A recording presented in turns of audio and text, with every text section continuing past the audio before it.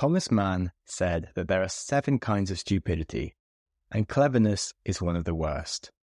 So, hello and welcome to the Growth Mindset Podcast. Today we're talking about the 7 different types of stupidity.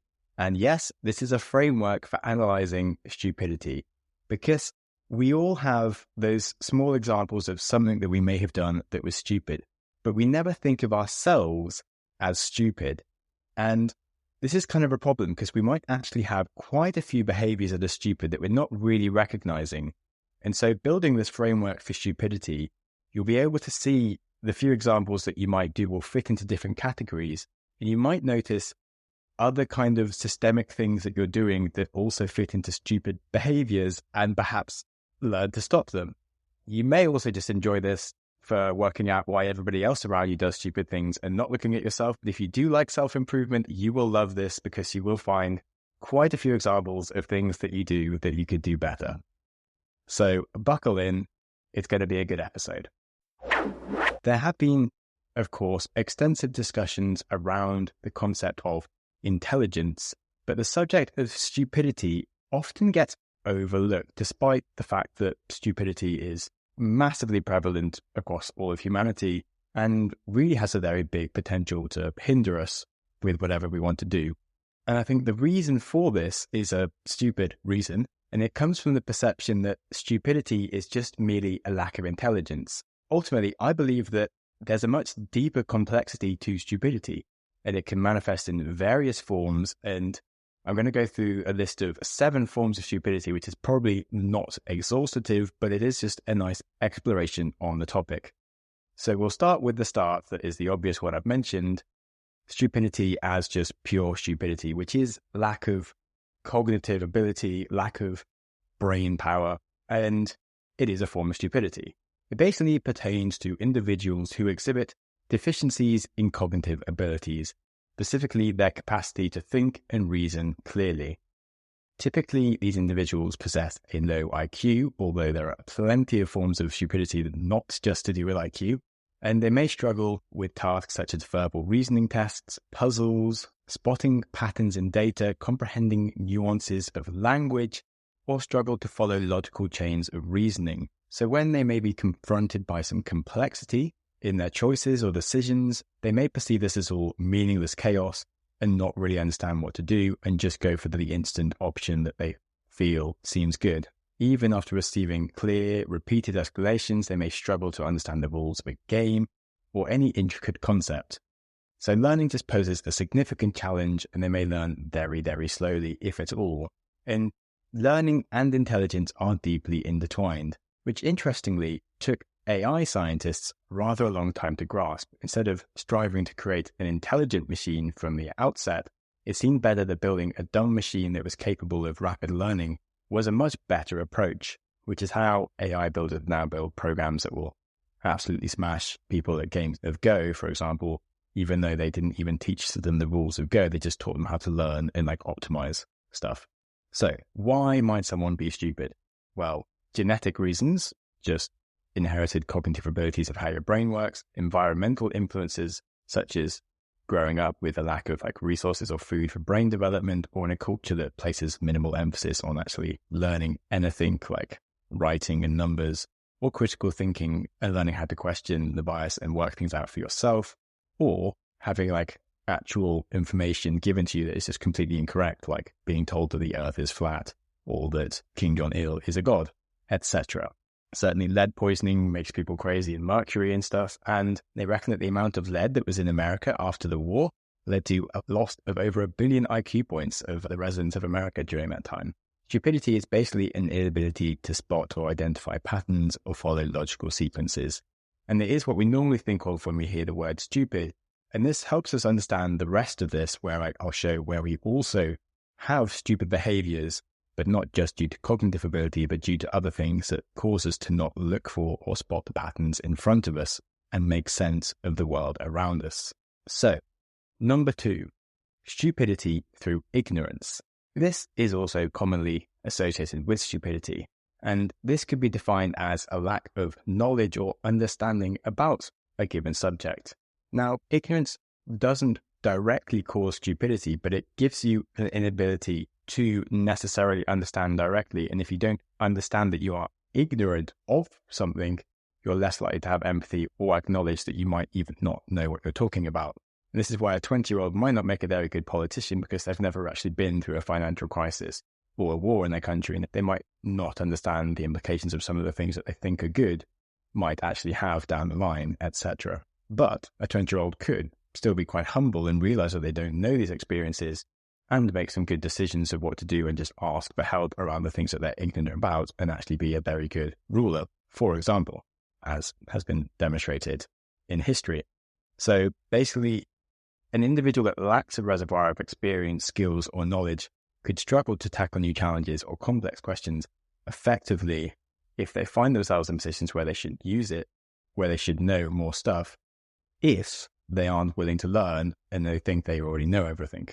But you may also be ignorant due to lack of essential tools, frameworks to comprehend the world, skills like verbal or mathematical aptitude, or the basic grasp of geography and maps and understanding where the world is and how different parts of it relate to each other and political systems, and actually understanding the economics of like the world, why it works this way, how businesses do business with each other, how countries interact with each other.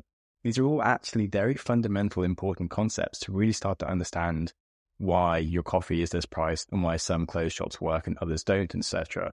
It's quite interesting, but it takes a reasonable amount of time to actually know how a lot of this stuff works. And now, it was noted by a researcher a long time ago that actually just reading something like a newspaper and having a vague understanding of its content does demand a lot of general knowledge that many of us take for granted, and we don't realize how many people don't understand and they just read something and take just the surface level of it. So background knowledge in any domain really serves like a platform. It's like water for a fish to swim in. If you don't have background knowledge, you can't actually understand the things around you. And so a lot of us will behave stupidly around some stuff because we're used to maybe knowing the right answers on some things, and then we'll just read other stuff and we've only given like a small bit of information. We think we already know everything, when actually we know nothing about the situation in Iraq, for example. But we've heard one headline and we're like, yeah, we know everything about war and why these people are like wasting all their money with this. And we really don't know. And that's one way you can often be stupid, is just making assumptions based on a small amount of information when actually you need a lot of information to be able to understand it. So even people with a very high IQ or other forms of intelligence can really mess up this form of stupidity and make bad decisions or come to bad conclusions and spot patterns incorrectly due to thinking that they know more than they actually do and being rather blind to their lack of knowledge. And that makes you do stupid things. So now, number 3, overconfident expert stupidity. So this relates a bit to the last one and might also be defined as the fish out of water. So as we've seen, that stupidity can come from lack of cognitive ability or lack of knowledge and ability to think critically. But this is, of course, incomplete, and there are many other ways. It fails to account for things like the fish out of water stupidity, which is where an individual with a powerful intellect who's accumulated extensive knowledge in several specific domains, perhaps, and would be commonly perceived as intelligent, especially in their particular areas. The problems then arise when they think their intelligence translates into other areas because they're used to being brilliant in everything that they know that they can do, and they just assume that they can do things that they can't do. They'll tend to just take their existing expertise for granted and believe it grants them proficiency across all domains. And you'll see this with several podcasters, for example, who were good at one thing and then they'll just talk about anything else in the world like they know everything they're talking about. And you'll see Jordan Peterson get like some expert on a topic on his show. If he's talking about something that I know about more than he does, he'll just say stuff that doesn't make any sense if you're actually an expert in the knowledge. But because of he thinks he knows what he's talking about, he just comes at it with the same kind of language and the same kind of like, oh, I know everything. And he just really makes himself look stupid if you actually know what he's talking about, which then makes you question if all the other things he talks about are also dumb, and has led me to not like listening to Jordan Peterson as much, as well as all his crazy right-wing stuff, which also isn't helpful. Anyway, back to the overconfident experts. Now, they may well be correct in assuming that their intelligence could give themselves an advantage in learning about a new domain, because there is obviously the concept of general intelligence and ability. But the issues really arise when they overestimate their abilities in an unfamiliar territory. And as a result, just makes some very grave errors in judgment. If you look at places like Twitter or podcasting, you'll see scientists, historians with really well-respected academic brilliance making fools of themselves by coming out with stuff that just makes no sense. And they may not even be aware that they've crossed into something that they don't know about, and it really ends quite badly for them. Also, you can look at the example of like the bankers during the 2008 financial crisis. They were just like, right, we run the banking industry. We know how this works. We're not going to cause a problem because we're just making money doing this. We're never going to like have it all collapse in on ourselves. And then the crash happened and they were like, oh, we thought it wouldn't happen. And, just people get out of their field quite easily.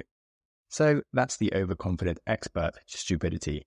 And now we have perhaps my favorite one, which trips up lots of companies, political systems, and individuals. And this is systemic stupidity, also known as perhaps rule-based stupidity. When we think about stupidity or discuss it, we often think of stupidity as an individual trait, and we'll label people as smart or stupid. But even among like intellectuals, this can really be quite dangerous because even when you have smart people together, they still can behave quite stupidly. And people have been categorizing people as smart or stupid for years and years. And it's really unhealthy because firstly, I've seen plenty of people with low IQ just make really good life decisions and like play within the realms of their powers and actually just run a good solid business. And you can also see smart people absolutely mess up a business, just constantly trying to do too many things and screw their life over. But also when it comes to systemic stupidity, you can still have a bunch of smart people in an organization, but it dies because they're just forced to play in a game where the rules aren't set up for them to behave sensibly. And you can see this in politics as well, where you just have like two large groups of people where when one side has extreme views, you just have to have opposing views to back that. And when you get to the point where like one side believes that the other side will actually prefer to throw them in jail or kill them than to rule in a sensible way that like keeps both sides safe, then the sensible side supposedly will then feel perfectly reasoned to their judgment to lock the other side away because of that's saving them. And you end up having like a dictatorship, and you can have smart people ending up creating this stupid scenario. Hello, America. Anyway, the point is that stupidity can extend far beyond an individual's traits and manifest as a systemic issue. For example, the Romans, although very, very intelligent and the most forward-thinking and successful nation of their period, did fail to make any significant advances in mathematics, which is really surprising when you think about like how good they were at engineering and so many other things. But ultimately, their numeral system really hindered complex calculations. And if you contrast to like the Arabic system and their numbers, which eventually came to Europe in the Middle Ages, that facilitated much easier manipulation, which collectively just elevated the entire civilization's level of intelligence around maths and their ability to do things. And so just the tools and platforms that we use can just keep us enslaved in stupidity, even if you are a person who possesses intelligence. Now, we know the Romans had many sort of intelligent people and really like gave themselves a platform for those intelligent people to do their best work compared to the rest of the world at the time, even though there were, of course, intelligent people in any other nation that may have been coming up against the Romans, but they, of course, didn't get to do very good work either because they were held back by the rest of their nation and the way that their society worked, etc. So if you look into complexity theory, which sounds as fun as it is, it's not just that stupidity is the absence of intelligence or knowledge. It also arises from just persistently using the incorrect kind of algorithms or rules with which the intelligence can be applied. So imagine that you hand someone a Rubik's Cube. You have three possibilities. They already know how to solve a Rubik's Cube and the algorithms to get through it quickly, and they will appear very intelligent. Or they may have learned the wrong algorithms, which would make it really hard for them to solve it, and it will take them like days to work out what they're doing. Or they may just have no idea how to solve a cube, attempt it at random and probably fail. And so you can have a stupid person actually able to solve a Rubik's Cube because they just know how to do it, and an intelligent person who doesn't know how to solve a Rubik's Cube, and it could take them like many days to get there. And just that difference in knowledge and application of some algorithms can really advance how fast something can get done. And if you're in a society or organization where things aren't known or the incorrect tools are used, then you're not going to get very far. At least if you don't pretend to know any algorithms to solve a Rubik's Cube, you might have a chance of getting there. Whereas if you think you've got algorithms to solve it, but they're the wrong algorithms, you're never going to solve it because you're going to keep on applying things and it's going to keep on failing. And yet in normal life, people will really run through their whole lives with the wrong kind of algorithms running, where they just think that what they're doing is going to build happiness, and it keeps on failing to build happiness, but yet they keep on trying it because society tells you that those actions are the things that you should do to become happy, and you haven't worked out how to be happy for yourself because if society keeps on telling you that those are the things that you should do.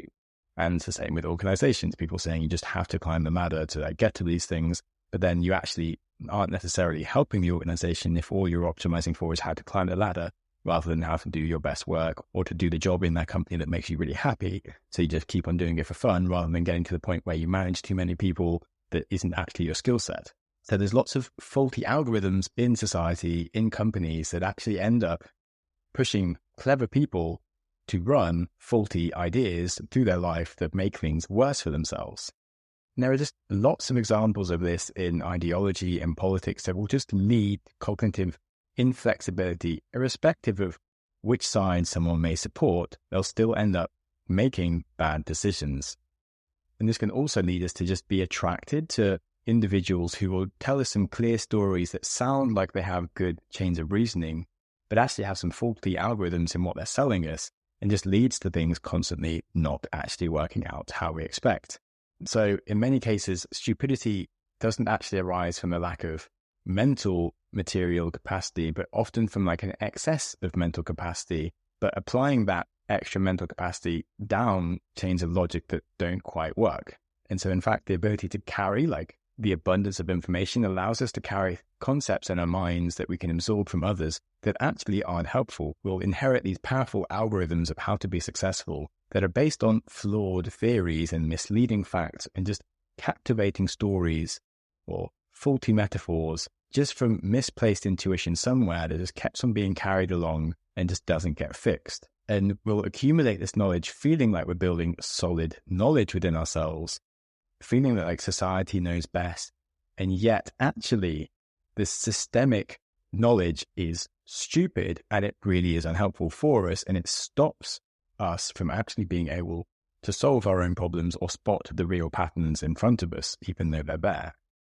So as the saying goes, it's not what you don't know that gets you into trouble, but what you think you know that isn't. So that was systemic stupidity, which always makes me happy to think about how to just be more of an individual and just question things from the root rather than just asking why as much as possible, which is why it's so good to study the philosophers of the world. And now let's go into overthinking stupidity, which is perhaps the opposite of being philosophical about everything. Now, overthinking stupidity. So if you've ever read the book Super Forecasting by Philip Tetlock, he's a psychologist who, during his graduate days, witnessed an experiment that shed some light on the peculiarities of human intelligence. The experiment basically put a bunch of Yale undergraduate students, very smart people, against a rat, and what they were trying to predict was the location of food in a simple maze that had two options for the rat to go down or the students to choose from. And basically, the experimenter created a rule that the food was going to be placed either in the left side of the maze or the right side of the maze. And when I say maze, it's really not a maze, it's just a path with a left and a right. And what they did was they say 60% of the time, we're just going to put the food on the left and 40% on the right. They didn't tell the rat, obviously they couldn't, but they didn't tell the rat where the food would be. And they also didn't tell the students where the food would be. Now, the students tried to come up with like a very complex algorithm to work out why sometimes food was appearing on the left or sometimes on the right. They achieved a success rate of 52% that they would guess it right, which is a tiny, tiny bit better than statistical chance, but not that great. The rat, however, basically learned that food normally appeared on the left side a bit more than the right, so the rat just always went left, which meant that it got 60% accuracy. So the rat worked out this algorithm better than the students, which is kind of hilarious, but also shows why that humans just like to overthink things and expect to have something deeper than there really is. Smart individuals often perceive themselves as intelligent. They'll tend to dislike a strategy that accounts for inevitability of errors. So the idea of having a strategy of just always going left, where 40% of the time you're going to be wrong, just doesn't really sit right. You just have to think that there must be a way to predict that, like, there is a way that you can get left or right each time, even though actually it's just relying on a statistical random number generator that just goes left slightly more. So even when faced with apparent randomness, we'll refuse to surrender to the possibility that something is random. And like, our intellectual ambition as a human that's kind of smart will drive us to just try and impose some form of smartness and intelligence on the world, when often there is no such thing as pure right answer. It is just random. So our ambitions for intelligence can lead to insights and innovations, but it can also lead to stupidity and errors, which we will just skillfully defend as the right answers and lie to ourselves, when actually there is no such thing as like a right answer. There is just some random statistics going on. Once a clever person or a stupid person adopts a mistaken belief, trying to persuade them that they're doing something wrong is a very, very hard task, because if you have some cognitive sophistication in your abilities, you will be able to explain your flawed thinking better and outsmart people in your explanation, even though your explanation is absolute bull crap. But you'll believe it anyway because you just have this inherent idea that you're probably right and there's something sophisticated going on. Now, this isn't just like mathematical IQ or pattern recognition, but also verbal fluency. When people are very good at just speaking, they can just explain things really quickly and lie to themselves and others around them. And that makes their whole life much worse, even though it's like a useful skill for many other things. So anyone who can eloquently speak off the cuff can usually find immediate explanations to justify their thoughts or their beliefs, and think that like just by speaking these words that it'll sort of magically materialize into truth, even though they can't manipulate the laws of physics in the world around them, but they just think that by speaking they can do these things. Going a bit far down that, another manifestation of overthinking can be observed in things like products and apps or movies crammed with like so many different things in them, like ingenious features, which actually loses the substance and gets away from like the usefulness of it. So like an app that's got so many features is that it's just bloated and unusable. A movie with so many different plot lines and characters is just confusing and unwatchable. Yet as a creator, you often think that like more is better. And we can just really overthink what someone needs and just add more and more things, where it takes a genius like Steve Jobs to really concentrate on simplicity and just be like, okay, what can we hide from everyone, and just like create an app or a product that just has like just the elements they absolutely need and nothing else. And the same like his work in Pixar is really boiled down stories to just like, what are the things that like give you a magical experience, and that's remove everything that is excessive from this story. In general, this has been something that has been discussed since Socrates around the concept that there is an intricate relationship between human intelligence and its amazing potential to then generate stupidity through its intelligence, but it is just one we have to watch out for. And now on to number 6, emergent or organizational stupidity. Now this certainly does relate into systemic stupidity, but it has a few quirks that are worth talking about. Emergent stupidity is a phenomenon often observed in organizations that make questionable decisions, and it becomes challenging to attribute those choices to any one specific individual, even like in hindsight afterwards. And surprisingly, there might not be any inherently unintelligent people involved in the decision, and often they might all be very intelligent. Certainly if you look at a company like Enron, brilliant people involved, and yet they completely screwed up the business. And stupidity in the context of some businesses can just emerge in the same way that intelligence manifests in the behavior in like a flock of geese or an ant colony, or interactions between cells and synapses in the human brain. Very small, simple processes that create something very clever. In the same way, you can have some very small processes that just create something very stupid out of very clever people. So when individuals within a group follow a few simple rules and cooperate, their collective behavior can exhibit intelligence, and that's why humanity is so great, because any one person could not have built any of the amazing things in the world alone. It takes combinations of groups and teams to actually build anything of brilliance. And the human machine, as it is, exhibits vastly more intelligence than some of its parts. However, the opposite can also happen and can lead to outcomes significantly worse. So for a leader in an organization, it's essential to reflect on the simple rules that your people adhere to and the culture that you are creating. Even when people are not consciously thinking about it, and you really want to focus on questioning why these rules are in place and whether they're going to foster intelligent overall decisions or stupidity. If you just look at human evolution, the drive to avoid stupidity isn't necessarily that high in the list of things that we've evolved. Our primary focus has just been on survival and reproduction, which does involve getting along with others.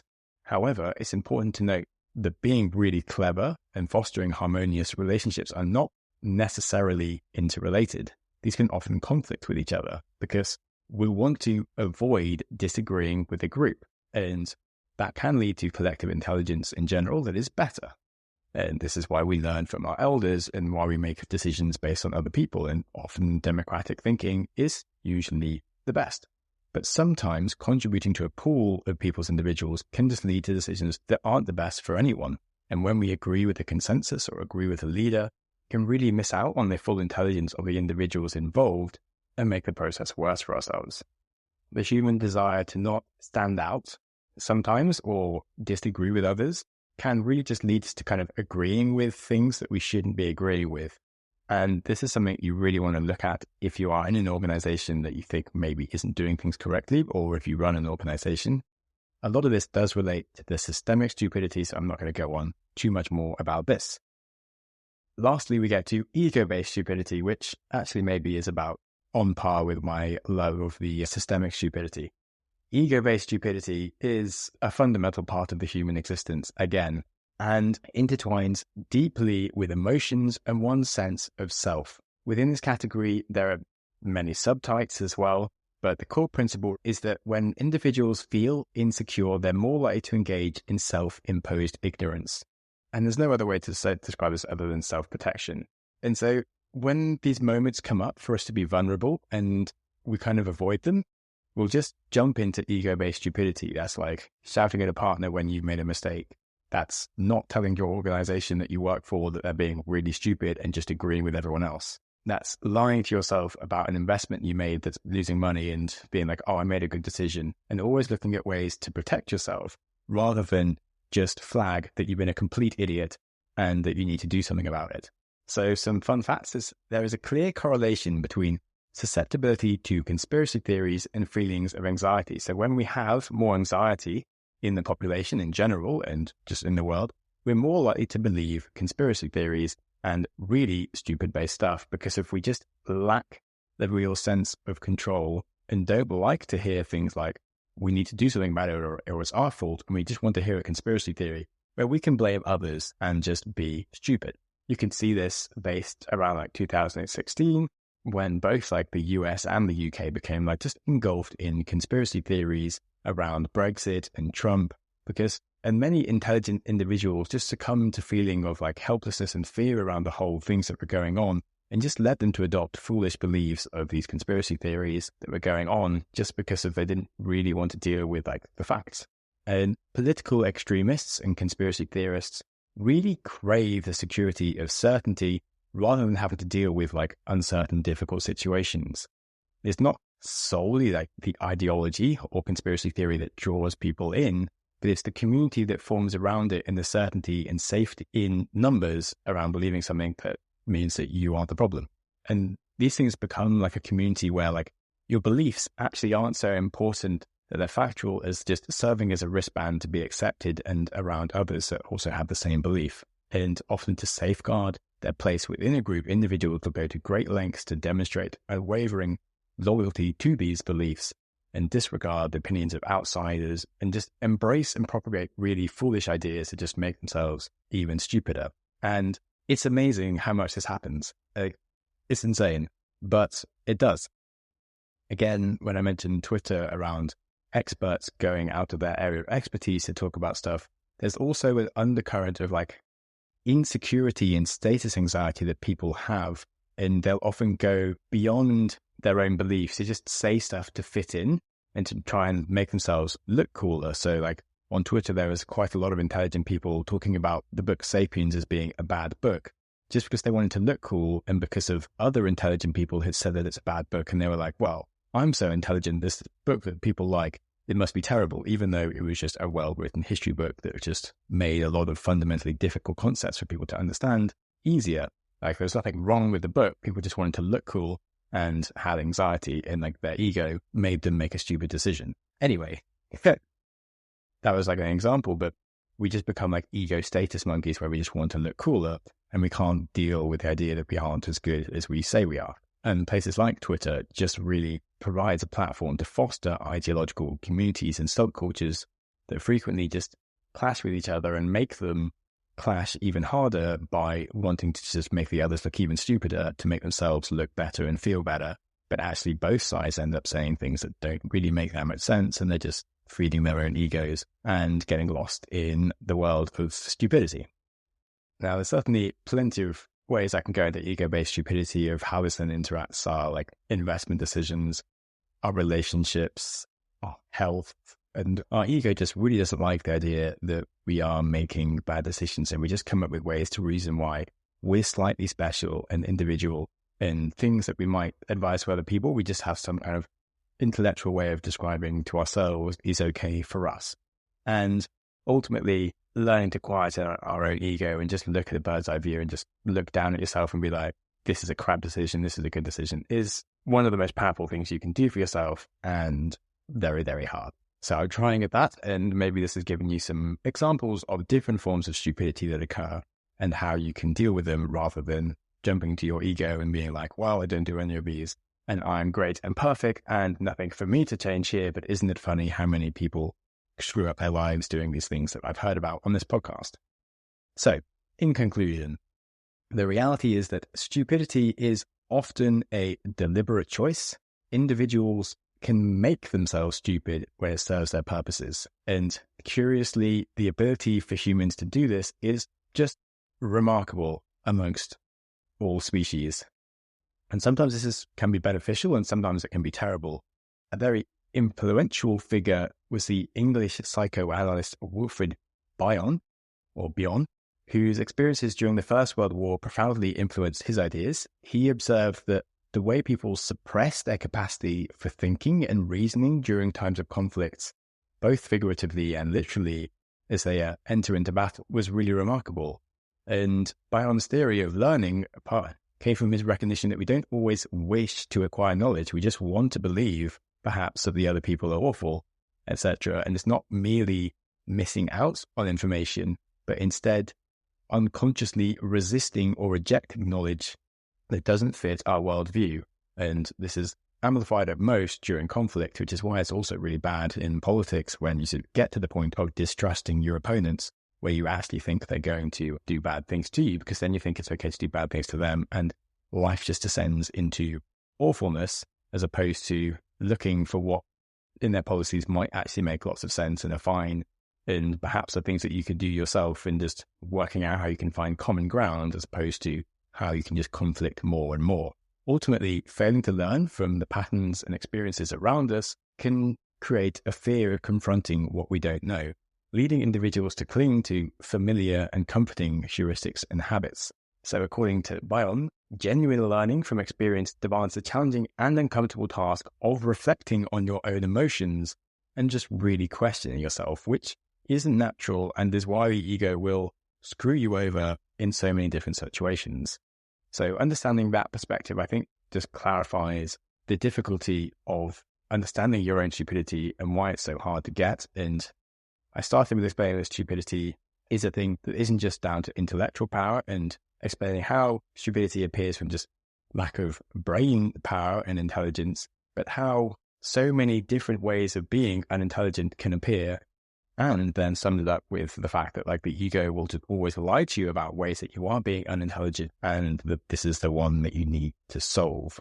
So understanding that perspective does clarify why so many of us frequently just opt for being stupidity as a coping mechanism, as opposed to just really digging into the difficult side of addressing our own problems ourselves. And that bit kind of sucks, but it is the best thing you can possibly do when you start doing it. Poof. And on that, thank you for listening to these 7 different types of stupidity. I hope you learned a profound amount of things and have learned to question why you are so bloody dumb, because you probably are. Jokes, you're a very intelligent person listening to this podcast. Thank you very much. Please leave me a positive rating and tell the world how intelligent you are for listening to this podcast and how great the host is.